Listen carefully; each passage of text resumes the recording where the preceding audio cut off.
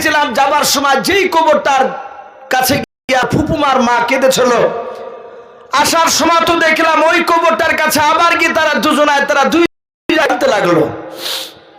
অনেকক্ষণ ধরে কান্নাকাটি করার পরে আমার হাতখানা ধরে বলছো, বাবা তাড়াতাড়ি বাড়ি। আমার বিশ্বনবী জনাবে মুহাম্মদ রাসূলুল্লাহ সাল্লাল্লাহু তাআলা আলাইহি ওয়াসাল্লাম, নবী আমার 6 বছরের বাচ্চা ডাক দিয়ে বলেছিল, মা আমি যাবার সময় তো দেখলাম, আসার সময় তো দেখলাম, কবরটা দেখে তোমরা কাঁদছিলে। তাড়াতাড়ি বলো কবরটা কার? ওই কবরটার জন্য কেন তোমরা এত কান্না করেছিলে বলো। আমি না বলে, বাবা ও সব শুনতে হবে না, তাড়াতাড়ি বাড়ি চলো। তোমার দাদা কান্না করেছে। নবী বলেন, না মা তুমি বলো। আল্লাহর নবী বলেন, একবার আমি আমার মার হাত ওখানে ধরে অনুনয় বিনয় করেছিলাম, মা বলল না। মার হাত ছেড়ে দিয়ে ফুপুমার হাত ওখানে ধরেছিল, আমার ফুপুমা বলল না। এভাবে কয়েকবার ছুটাছুটি করে কেউ যখন তারা বলল না, আল্লাহর নবী বলেন, আমি বুঝতে পারলাম ওই কবরটা কার। আমি এবার বুঝতে পেরেছি নবী আমার। হঠাৎ করে বলেন, আমি আবার আমার মার কাছে গেলাম। আমিনার পা দুখানা জুড়ে ধরে বলেন, মা ও মা তুমি আর কান্না করো না, আর বলতে হবে না গো মা। ওই কবরটা কার? ওই কবরটা আমার আব্বার ছাড়া কারো কবর হতে পারে না। বলুন সুবহানাল্লাহ। হযরত আমিনা বলে, বাবা তুমি কেমন করে বুঝতে পারলে একটু বলো। ডাক দিয়ে বলেছিল, ওগো আমার মা যাবার সময় কাঁদিলে, আসার সময় কাঁদিলেও, আবার 1 মাস ধরে থাকলাম আমার আব্বাকে দেখাতে পারি না। নাও মা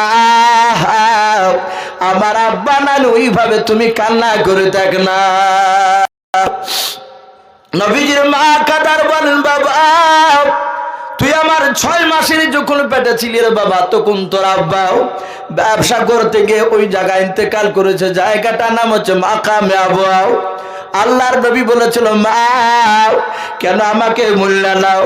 আমি আব্বার কবরখানা জুড়ে ধরে কাঁদবো, আমি আব্বার কাছে যাব, আব্বাকে ডাকবো। আল্লাহর নবীজির মা ডাক দিয়ে বলে, বাবা পাগলামো করিস না, অন্যদিন এসে তোর আব্বার দেখে নিয়ে যাব। বলে, না মা আমি আব্বার কবর না দেখে আমি বাড়ি যাব না। উম্মে আইমন বলেছিল, রে বোন আমি নাও শোনো, 30 দিন যখন পার হতে চললো, এই বাচ্চা ছেলের কথা আর আমরা না রেখে থাকতে পারবো না। ওরে আমি না, চল দেখি কেমন করে তোর ছেলে কবর দেখে কান্না করে। হযরত উম্মে আইমন বলেন, আমরা দুজনে আবার নবীজির হাত ওখানে ধরলাম, ধরে নিয়ে ফিরে যাচ্ছিলাম কবর দেখাও। হয়তো আমি না বলেন, আমি বেশ কিছুটা ঘুরে যাওয়ার পর একটা বাবলা গাছের গুড়ি বাবজি আপনার গাছের হান কাছে দেখে হযরত উম্মে আইমন বলে, আমি না দাঁড়িয়ে গেল। দাঁড়িয়ে যাওয়ার পর ডাকে দিয়ে বলে, বাবা আর চলতে পারি না রে বাবা, ওই দেখ তোর আব্বার খবর খেলাও। আল্লাহর নবী বলেন, মা যাবা না? বলে, না বাবা আমি যাব না, তুমি যাও। হযরত উম্মে আইমন বলে, আমি না গাছের গুড়িতে দাঁড়িয়ে গেলাম। 6 বছরের বাচ্চা আল্লাহ নবী দরুদ নবী আমার দৌড়ে গিয়ে বাবা কবরখানার কাছে গিয়ে ডাক দিয়ে বলেন, আব্বা ও আব্বা তুমি আমাকে লুকিয়ে কবরে আছো। ও আব্বা কেন আমাকে দেখা যাও? আল্লাহ রাসূল বাপজি ডুকরে ঘরের কাছে দাঁড়িয়ে কাঁদছেন নবী আমার। হযরত আমিনা বেশ কিছুক্ষণ ধরে নবীজির কান্না থেকে আর দাঁড়াতে পারলো না। আমিনা মাটিতেই বাপজি বসে শুয়ে পড়লাম। উম্মে আইমন ডাক দিয়ে বলে, আমিনা দেখ ছোট ছেলে বড় মানুষের মতো কান্না করেছে, বারবার শুধু আব্বা আব্বা করে ডাকে। ও বেটা আমি এখান থেকে ডাকলাম। আল্লাহ নবী জনাবে মুহাম্মদ রাসূলুল্লাহ সাল্লাল্লাহু তাআলা আলাইহি ওয়াসাল্লাম বাবা আল্লাহ নবী বলেছেন, যার বাপ নাই বাবা, ছোট্ট কালে যাদের বাপ হারিয়ে যায় তারা জানে বাপ যে বাপ মা কতটা কষ্ট হয়।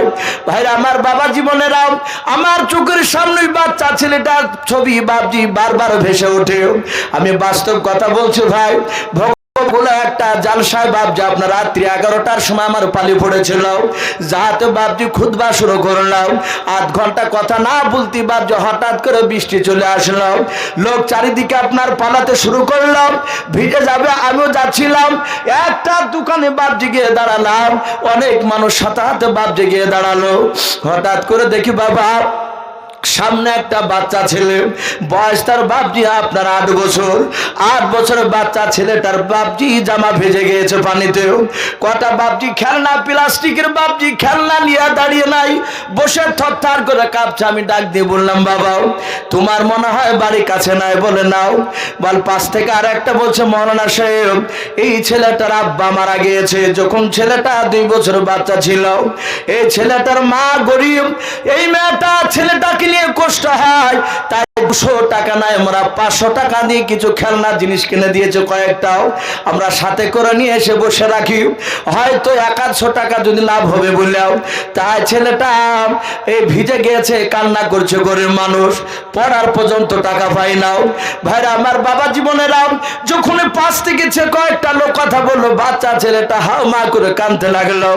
8 বছরের ছিল বাপজি, বাপ হারা বাপজি কথা বলেছে, কাঁদতে লাগলো। ও বাবারা, যাদের আব্বা ছোটবেলা চলে যায় তারা জানে কত কষ্ট হয়। আল্লাহ রসুলের বাপ যে আপনার কান্না দেখে আমি না থাকতে পারলো না। ও মাইমন বলেছিল, বোন তাকে দেখো। আমি না ডাক দিয়ে বলেছিল, মাইমন আমি আর দেখতে পাচ্ছি না রে বোন, চোখ দিয়ে আমি আর দেখতে পাই না। ও মাইমন বলে, কেন বোনাবে নাও? বলে, বোন মাইমন শুনে নাও, আমার শরীরে প্রচন্ড ব্যথার জ্বর শুরু হয়ে গিয়েছে। ওরে আমার আমার ছেলে মনে হয় পৃথিবীর বুকে বেঁচে থাকবে, কিন্তু আমি বেঁচে থাকবো না। আমার ছেলে কবর জিয়ারত করে, বাপের কবর জিয়ারত করে এসে, ওরে আমার উম্মাইমুন তাজা মুখখানা আমার দেখতে পাবে না। উম্মাইমুন কাঁদছেন, বলে, বোন হঠাৎ করে তোমার এইভাবে চোখের পাওয়ার কেন নষ্ট হলো? বলে, আমি বুঝতে পারছি না। কেতাবে সেরাতে হালবে কেতাবটায় হযরতে আব্দুল্লাহ যেইভাবে ইন্তেকাল করেছিলেন সেম ওইভাবেই হযরত আবিনা বাপজি আপনার দুনিয়া ছেড়ে চলে যাচ্ছে। উম্মাইমুনের হাতখানা ধরে বলল, বোন ওরে উম্মাইমুন আমি কয়েকটা কথা বলবো, তোমাকে একটু শুনবা? বলে, বোন তাড়াতাড়ি বলো। বলে, শোনো, আমি মনে হয় বেঁচে থাকবো না, আমার ছেলে আমাকে তাজা দেখতে পাবে না। যদি আমার মওত হয়ে যায় তাহলে আমার ছেলেটাকে তোমার ছেলের মতো দেখবে, বলুন আলহামদুলিল্লাহ। উম্মাইমুন বলল, অসুবিধা না, আমি ভালোবাসবো। আল্লাহর নবী দরুদি নবী জনাবে মুহাম্মদ রাসূলুল্লাহ, সকলে বলুন সাল্লাল্লাহু তাআলা আলাইহি ওয়াসাল্লাম। আমার বিশ্ব নবী বাপজি তার জনম দুঃখিনী মা এই কয়েকটা কথা বলি দুনিয়ার বুকে বিদায় দিয়ে চলে গেলেন। পড়ুন, ইন্না লিল্লাহি ওয়া ইন্না ইলাইহি রাজিউন। ওই মাকামে আবু, ওই জায়গাতে হযরত বিশ্ব নবীর আব্বার কবর থেকে একটু দূরে জায়গাতে আমিনার ইন্তেকাল হয়ে গেল। নবী আমার কবর জিয়ারত করে ছুটছে তার মার কাছে। মার শুয়ে থাকতে হবে না, চলো। উম্মাইমুন হাওমা করে কাঁদছে। বলো, গো ফুফুমা কাঁদছো কেন? আমার মা উঠছে না কেন?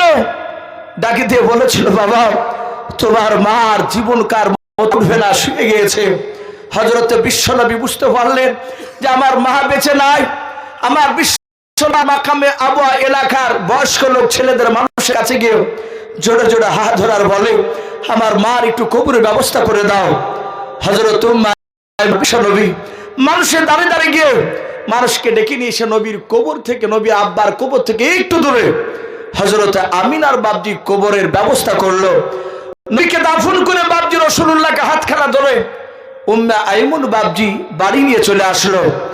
আমার বিশ্বনবী বাপজি দাদা আব্দুল মুত্তালিবের কাছে আসলে আব্দুল মুত্তালিব সব কথা শুনতে পেলে যে আমার আমিনার বেঁচে নাই। বিশ্বনবী এত কাঁদা কেঁদেছেন বাপের জন্য, তারপরে তাজা মা হারিয়ে ফেলেছে। কেঁদে কেঁদে বাপজি চোখ দুটো লাল হয়ে গিয়েছে। আব্দুল মুত্তালিব বুঝতে পারলেন যে আমার নাতির চোখের হয়তো লাল হয়েছে, দিয়ে হয়তো আমার আব্দুল মুহাম্মদ সাল্লাল্লাহু আলাইহি ওয়াসাল্লাম কষ্ট পাচ্ছে। ডাক, ভাই আর কাঁদতে হবে না, আমি তোমাকে ভালোবাসবো। শোনো, চলো একটু পানি পড়া নিয়ে আসি। আমাদের এলাকায় দেখবেন এখনো বাপজি কিছু প্রথা আছে যে মসজিদে বাপজি মাগরিবের সময় কিংবা ফজরের সময় কি লোক পানি টানি পড়া নিতে যায় না? পানি কার পড়া? সেই সময় বাপজি লোকের কিছু হলে ইহুদির বড় বড় আলেমদের কাছে পানি পড়া নিতে যেত। তা আব্দুল মুতালিব বলে, দাদু ভাই চলো, আমাদের দেশের সবচেয়ে বড় একটা ইহুদির আলেম আছে, তার নাম হচ্ছে বুহাইরা রহিম। কি নাম বললাম? বুহাইরা রহিম। ওই আলেমটার কাছ থেকে চলে এক গ্লাস পানি পড়া নিয়ে আসি। বিশ্ব নবীজি বাপজি হাতখানা ধরলে, আব্দুল মুতালিব এক গ্লাস পানি নিলেন, নিয়ে যাওয়ার পর বুহাইরা রহিমের বাড়িতে চলে গিয়েছে। সকালবেলায় যে ডাকছেন, ওগো বুহাইরা রহিম ভাই, ওগো ইহুদির পণ্ডিত আলেম, আমি আমার মুহাম্মদ সাল্লাল্লাহু আলাইহি ওয়াসাল্লাম আমার ভাইকে নিয়ে পানি নিতে এসেছি, একটু পানিটা ফু দিয়ে দাও। আমার ভাই কাল থেকে কষ্ট পাচ্ছে, চোখ দুটো লাল হয়ে গিয়েছে, চোখটা হয়তো খচখচ করছে, একটু পানি পড়া দাও। কিন্তু কেতাবে লিখেছে বাপজি বুহাইরা রহিম ওই সময়তে ঘরের ভিতরে তাওরাত খুলে বাপজি পড়ছিল আখির জামানার বিশ্ব নবীর জীবনী। বলুন আলহামদুলিল্লাহ। যেই নবীর বাপজি আপনার জীবনী পড়ছে বুহাইরা রহিম, আর সেই বাপজি আব্দুল মুতালিবের সাথে তার দরজাতে দাঁড়িয়ে আছে। বলুন আলহামদুলিল্লাহ। ও তো জানে না। নবীজি বলছেন, ওগো দাদু ভাই, এ তো কয়েকবার ডাক দিলেন, আসছে না, মনে হয় আমরা গরিব বলে দিবে না। বলে এই তো ভালো মানুষ, দেয়, কিন্তু আজ আসছে না কেন? কয়েকবার ডাকার পর বুহাইরা রহিম বাপজি বেরিয়ে আসলো। আসার পরই যাহাতে দরজার দিকে তাকাচ্ছে, আব্দুল মুতালিব বলছেন, ভাই আধ ঘন্টা ধরে তোর এই দরজা দাঁড়িয়ে দাঁড়িয়ে ডাক দিচ্ছি, তুমি শুনতে পাচ্ছিলে না? তাড়াতাড়ি পানিটা পুড়ে দাও, আমার ভাই কষ্ট পাচ্ছে, চোখ দুটো দেখো লাল হয়ে গিয়েছে। ইহুদির আলেমটা বাদশাহ চেহারার দিকে তার নজর পড়েছে। বলুন সুবহানাল্লাহ। ইহুদির আলেম বারবার কেতাব খুলছে, আর রাসূলুল্লাহর পা থেকে মাথা পর্যন্ত কেতাবের সাথে মিলাচ্ছে। বলুন আলহামদুলিল্লাহ। আব্দুল মুতালিব বলছেন, এই বুহাইরা রহিম, এই তুমি কথা বলছো না, বারবার বই খুলছো, তাকাচ্ছ না, আমার ভাইয়ের দিকে কি দেখছো বলো। বুহাইরা রহিম বলেছিল, ভাই এই ছেলের নাম কি? মোহাম্মদ। বলুন হ্যাঁ। আল্লাহর নবীজির দাদা? বলেন হ্যাঁ। ছেলের নাম মুহাম্মদ সাল্লাল্লাহু। ডাক দিয়ে বলেছিল, ভাই এই ছেলের আব্বার নাম কি? আব্দুল্লাহ। বল হ্যাঁ।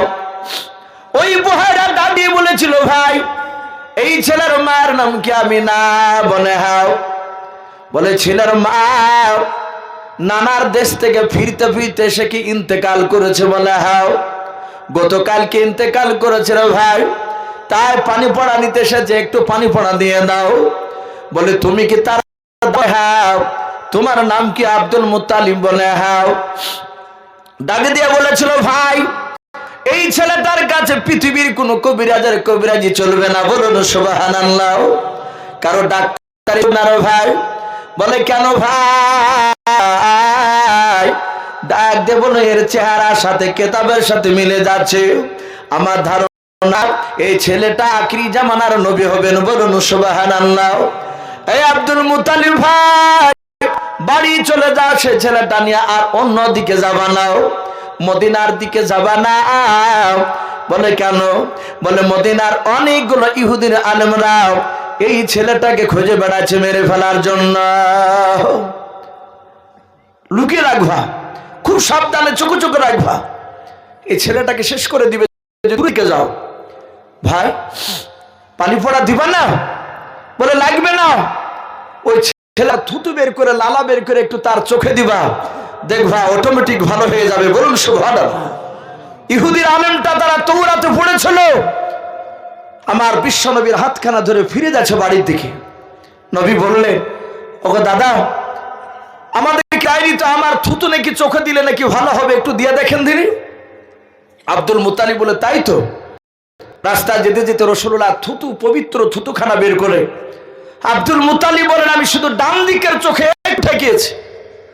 থুতু ঠেকানোর সাথে হাতে দুই চোখের লাল, সাথে হাতে বাপজি ভালো হয়ে গেল। বলুন সম্মানিত ভাই, আমার বাবাজি বোনেরা, সেই নবী, দরিদ্র নবী আমার বাড়িতে থাকতে লাগলে এইভাবে 1 2 3 4 করে করে নবীর আমার 8 বছর বয়স হলো। ক বছর বললাম? 8 বছর। আমার বিশ্ব নবী, দরিদ্র নবী, আমার ভারতের নবী, 8 বছর বয়স তার দাদা আব্দুল মুতালিব দুনিয়ার বুক থেকে বাপজি বিদায় নেওয়ার মতো অবস্থা হয়েছে। তা আব্দুল মুতালিব চিন্তা করলে, না এই ছেলেকে আমার কাছে রাখবো না, আমার যে 9টা ছেলে আছে, যেহেতু আব্দুল্লাহ ইন্তেকাল করে গিয়েছে, 10 নম্বর ছেলেটা, এই মুহাম্মদ সাল্লাল্লাহু আলাইহি ওয়াসাল্লামকে আমার আব্বাস বলে ওই বেটাটার আমি হাওলায় দিব। তার দায়িত্বে রেখে যাব, কারণ আমার যতগুলো ছেলে আছে তার মধ্যে টাকা পয়সা আলা আব্বাস বলে ছেলেটাও তার কাছে থাকলে নিশ্চয় ভালো তার শরীরে যত্ন নেবে। তা ডাক দিয়ে বললো, আমার ছেলেরা, আগামীকাল সকালবেলায় তোমরা সবাই মিলে আমার বাড়ির সামনে এসে বসবা। আমার নাতিকে তোমাদের যে কোনো একটা ভাইয়ের আমি বলে অসুবিধা নাই আব্বা। বলে বাপজি সবাই বসে আছে, নবীজিকে বাপজি তার দাদা আব্দুল মুতালিব কোলে করে নিয়ে গিয়ে সবাই মিলে বাপজি তাকাচ্ছে, চিন্তা করছে আব্বাস কি দিবে, কারণ আব্বাসের টাকা পয়সা সেই সময় বেশি ছিল। আমার বিশ্ব নবীজির দাদার মুখ দিয়ে কথা বেরোনোর আগেই আল্লাহ নবীজি তার দাদার কোল থেকে চট করে উঠে গিয়ে হযরতে আবু তালিব বলে যে রাসূলুল্লাহর আপন চাচা ছিল, বড় চাচা, তার কোলে গিয়ে বাপজি গলা ধরে বসে পড়লো। বলুন সুবহানাল্লাহ। ডাক দিয়ে বলেছিল, বাবা আমার কাছে এসো না, তুমি তোমার আব্বাস চাচাতে যাও, ওর টাকা পয়সা আছে। আল্লাহর নবী জনাবে মুহাম্মদ রাসূলুল্লাহ সাল্লাল্লাহু তাআলা আলাইহি ওয়াসাল্লাম ডাক দিয়ে বলেছিল, আমার চাচাও, আমি আপনার কাছে থাকবো, আমি অন্য কারো কাছে থাকবো না। আল্লাহ নবীর সাহাবারা বলেছে, নবী আমাকে, নবীজির প্রথম থেকে আমি কথা আমরা তিনটা শুনতাম। আল্লাহ রাসূল বাপজি সব সময় তিনটা দোয়া করতেন। বেশিরভাগ বাপজি নবী আমার বলতেন, ওগো আল্লাহ, প্রথম নাম্বার, যতদিন তুমি দুনিয়াতে বেঁচে রাখবা ততদিন তুমি আমাকে গরিবী হালাতে বেঁচে রাখবা। বলুন সুবহানাল্লাহ। আল্লাহর নবী আর একটা দোয়া করতেন, ওগো আল্লাহ, যেদিন তুমি আমার ইন্তেকাল করাবা সেদিন তুমি আমাকে গরিবী হালাতে তুমি ইন্তেকাল করাবা। ওগো মালিক, তিন নাম্বার, যেদিন তুমি আমাকে কবর থেকে যেদিন আমাকে উঠাবাও সেদিন কবর থেকে উঠে বড় লোকের কাতারে দাঁড় করাবো না তুমি। সর্বপ্রথম নবী আমার নবীর আগে বাপ যে তিনটা দোয়া করতে, ওগো মাওলা, যেদিন তুমি কবর থেকে উঠে দাঁড় করাবা মানুষের সাথে সেদিন তুমি কাতারে দাঁড় করাবা। বলুন সুবহানাল্লাহ।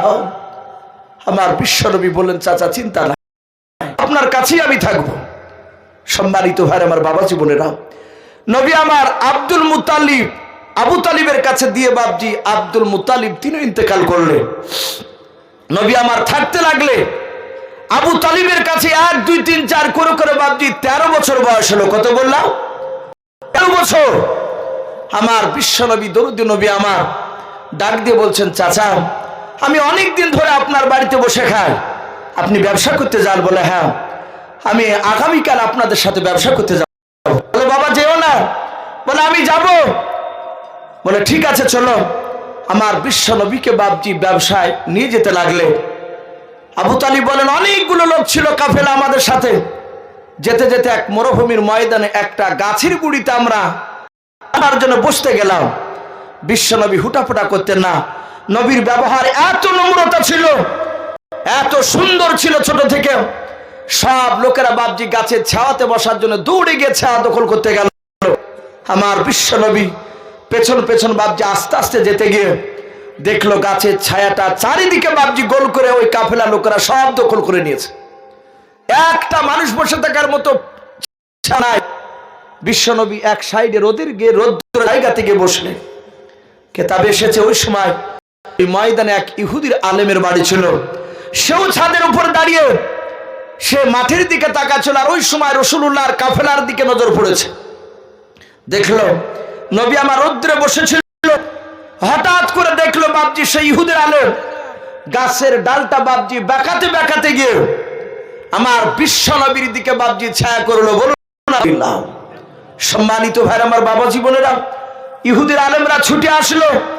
আসার পর বলল ওই আলেমটা যে, ওগো ভাই, এর মালিক কে, এর গার্জেন কে?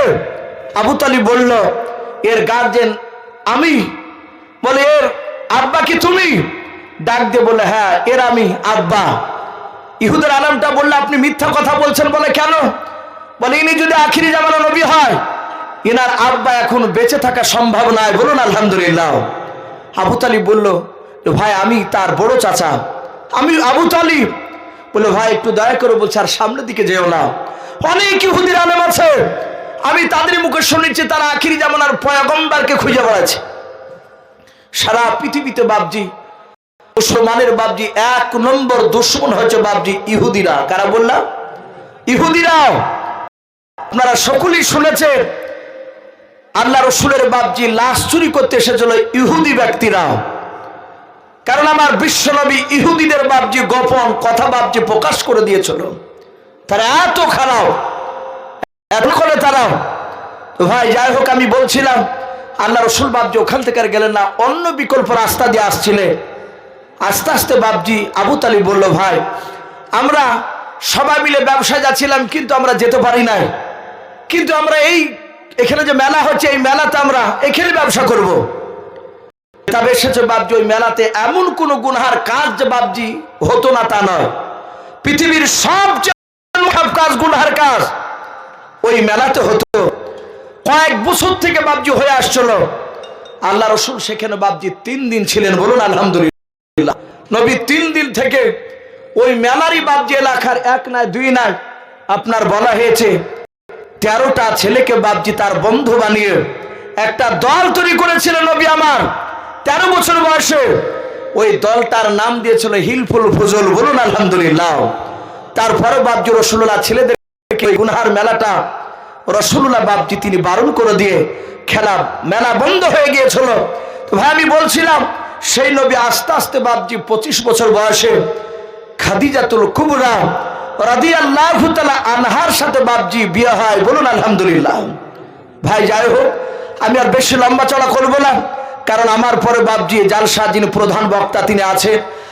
আপনি জানেন বাপজি এটা মাদ্রাসা উন্নতিকল্প জালসা। মাদ্রাসার জালসাগুলো বাপজি যেখানে আদায় হয় প্রতিটা বক্তারই বাপজি শ্রোতারা ওয়াজ শুনে শান্তি পায় না। এখন বাপজি প্রায় 12টা বাজতে বাপজি 10 বাজে আছে, যেহেতু শীতের রাত্রি। ভাই কেউ চলে যাবে না ভাই, আমার পূর্বেকার বক্তার হাতে আপনারা অনেক টাকা গেছে, কিন্তু বারবার করে মাদ্রাসার মুফতি সাহেব আর শিক্ষকগণরা বলেছেন এসো ভাই একটু শেষের বেলায় দেখবেন, একটু চাইবেন। অনেক মানুষ ইনশাল্লাহ মাদ্রাসায় টাকা দিবে। আমার অনেক মা বোনেরা আছেন পর্দার আড়ালে, শুনলাম যে 2টো প্যান্ডেল করেছে আমার মা বোনেদের জন্য। তারা 2 প্যান্ডেলে অনেক শত শত আমার মা বোনেরা তারা দেখতেছে, তারা কথাগুলো শুনছেন। তা আমি মা বোনেদেরকে বলবো বাপজি ভাই বলবো ভাই আমি আপনাদের কাছে 4000 5000 আমি 1000 করে চাইবো না ভাই। যদি আপনারা শেষের বেলায় বাপজি রাত্রি অনেক হয়েছে, যদি কেউ থাকে ইমানদারা একবার দিয়ে বাপজি বন্ধ হয় না, তারা বারবার দেয়। যদি এখানে আল্লাহ আল্লাহ বাপজি মুসাহিদ বান্দা যদি বাপজি এখানে থাকে নবীর মহব্বতে, রাত্রি অনেক হয়ে গেছে ভাই, আমি মিনিট 10 মতো আমি একটু অনুরোধ করবো ভাই একটু শেষের বেলায় 200 100 500 1000 যে যা পারবেন ভাই একটু একটু তাড়াতাড়ি আসলে একটু ভালো হয় ভাই। আর এলাকায় বাপজি যেহেতু আপনাদের পেঁয়াজ এখনো তো বাপজি উঠেনি, উঠেছে পেঁয়াজ এখনো ওঠেনি, এলাকাটা পেঁয়াজের মাঠ ভাই, আপনারা পেঁয়াজ দেন আমরা জানি, কিন্তু তবু আমি আপনাদের অনুরোধ করবো 200 100 500 1000 করে টাকা দিবেন। আর কমসে কম বাপজি 1 বস্তা করে পেঁয়াজ লেখাবেন ইনশাল্লাহ। এখানে মানুষ বাপজি 100 খান পেঁয়াজের বস্তা আমরা 100 জানা যদি লিখায় অনেক বাপজি এগিয়ে যাবে, মাদ্রাসার অনেক টাকা কাজে লাগবে। ভাই আসি, এ দেখেন একজন আল্লাহর বান্দা 500 টাকা দান করেছেন, আল্লাহ তার 500 টাকার দানকে কবুল করুন, বলুন আল্লাহুম্মা আমিন। বলেন আরে তাকবীর। ভাই একটু তাড়াতাড়ি আসি ভাই, একটু দেরি না করে একটু তাড়াতাড়ি সব মা বোনেরা, মা বোন আপনারা যে যা পারবে 200 100 500 1000 আপনারা একটু নামটা লিখাবেন। আর ভাই যদি কারো রায় থাকে ভাই, যেহেতু তেলের দরকার হয় বোর্ডিং ঘরে, আপনারা তেলের বাপজি আপনার তেলের জন্য কেউ 10 কেজি রায় লিখাতে পারেন ইনশাল্লাহ। মন্টু ভাই উনি বলছেন 2000 টাকা দেবো একটা। মাশাআল্লাহ, বলেন আরে তাকবীর। ওখানে বসেন, টাকা নিচে বসেন, ওই জায়গায় নিচে বসেন, বারবার ঠিক থেকে ভাই। মন্টু ভাই উনি বলছেন আমি 2000 টাকার দাতা, বলুন মারহাবা, বলেন আরে তাকবীর। এটা লড়াই না হ্যাঁ ভাই, একটু তাড়াতাড়ি আসো ভাই, ইনশাল্লাহ হরকত বরকত হয় ভাই, অনেক টাকা হবে ইনশাল্লাহ ভাই। 1 বস্তা করে পেঁয়াজ লেখায় আজ ভাই আসি। হাদিসা বলে না, মাশাআল্লাহ, বলে না রে তাকবীর। এ হাদিসা নামেতে দেখো বান্দি কোথায় যাচ্ছিল, পর্দার হতে দেখো 2000 টাকা দিল, 2000 টাকা বলে মালা কোনিও না হেলাও, নেকির খাতায় লিখিও গো মেলাও, যার সাথে যে নিয়াতে করে গেল দান, দানকে কবুল করো তুমি রহমান আল্লাহুম্মা আমিন। নারে তাকবীর। জোহরা 500 টাকা, জোহরা দেওয়া নামেতে দেখো বান্দি কোথায় যে ছিল, নটনে দেখো 500 টাকা দিল, 500 টাকা মনে হেলাও, নিকিরি খাতায় মনে লিখিও গো মেলাও, যার সাথে যে নিয়াতে করে গেল দান, দানকে কবুল করো তুমি রহমান। আমি পাপী গুনাহগার দোয়া নাহি জানিও, তাদের জন্য দোয়া করবে ফাতেমা জননী আল্লাহুম্মা আমিন। নারে তাকবীর। ভাই একটু তাড়াতাড়ি আসো ভাই। আর আমি খাস করে আমি কমিটি ভাইদেরকে বলবো, ভাই মাদ্রাসা শিক্ষকদেরকে, ভাই প্রধান বক্তা আমার পরে জেনাকে ওঠানো হবে, ওনাকে নিয়ে আসো ইনশাল্লাহ। মানুষ আশা করে হয়তো তার বক্তব্য শুনবে। ভাই একটু এর মাঝে একটু 80 মিনিট 10 আমি আপনাদেরকে একটু কষ্ট দিব বলেছে ভাই, একটু আসি ভাই। এক বস্তা গেলে পেঁয়াজ হবে না ভাই? জি একটু আসি। মাশাআল্লাহ বলেন নারে তাকবীর। ভাই আমি মোটা টাকা চাইনি ভাই, যে হয়তো আমার পূর্বেকার বক্তা আজিজুল ভাইয়ের হাতে দিয়ে দিয়েছে, তীরমোহনীর মধ্যম পাড়া থেকে, কি না জাকির হোসেন সাহেব, উনি বলছেন আমি 5000 টাকা, বলুন মারহাবা। আল্লাহ তার 5000 টাকার দানকে কবুল করুন। ভাই একটু তাড়াতাড়ি, সে তার ব্যবসা যদি থাকে ব্যবসায় বরকত দিন, তার রুজি রোজগারে বরকত দিন, বলুন আল্লাহুম্মা। সাহেবপাড়া খোকন শেখ 1000 টাকা ওয়াদা, তীরমোহনী সাহেবপাড়ার খোকন শেখ 1000 টাকা, 1000 টাকা ওয়াদা, 1000 টাকা নগদ, 1000 টাকা ওয়াদা করেছেন, তার মধ্যে 1000 টাকা নগদ আর 1000 টাকা বাবজি উনি পরে দিবে। আল্লাহ তার 2000 টাকা দানকে কবুল করুন। ভাই আপনাদের কাছে রুমাল নিয়ে যাচ্ছে, আর যদি 5 টাকা থাকে তাও ইনশাআল্লাহ দিবেন ভাই, লজ্জা করবেন না ভাই। একটু আসি। আর মা বোনেদের কাছে একটু অনুরোধ করব, মা বোন আপনাদের কাছে আবার রুমাল নিয়ে গেলে আপনারা ইনশাআল্লাহ দিবেন। আপনারা যেহেতু একবার টাকা গেছে, একটু আসি। ইকবাল তীরমোহনী মধ্যমপাড়া আব্বাজানের জন্য মারা গেছে 1000 টাকা। মাশাআল্লাহ তীরমোহনীর মধ্যমপাড়ার ইকবাল ওনার আব্বা জানের জন্য 1000 টাকা দান করেছেন। তার দানকে কবুল করুন, তার আব্বার কবর আযাবকে মাফ করুন, আল্লাহুম্মা আমিন। ভাই আসি। হয়তো বারবার বেশিক্ষণ চাইলে হয়তো বিরক্ত হয়ে যাবেন, যেহেতু আমার পূর্বেকার বক্তাও আদায় করেছেন। ভাই আমি মিনিট 10 ভাই আমি আপনাদের কাছে একটু অনুরোধ করব, ভাই একটু বিরক্ত হবেন না ভাই, একটু তাড়াতাড়ি আসো ভাই। এক বস্তা পেঁয়াজ ভাই এখন আমি নাম কারো ভাইনি ভাই, আমরা এখানে অনেকে আছি ভাই। যদি রায় যদি মনে করেন যে আমি ঘানি দেবো ইনশাল্লাহ 10 কেজি রায় দেবো। জি একটু আসি তাড়াতাড়ি ভাই, দেরি না করে একটু তাড়াতাড়ি আসি। তোমার মতো দয়ার নবী আর পাব না, তোমার মতন দয়ার রাসূল আর হবে না। আর দেখা দিয়ে ও রাসূল চলে যায় না, তোমার মতন দয়ার নবী আর পাব না, তোমার মতন দয়ার রাসূল আর হবে না।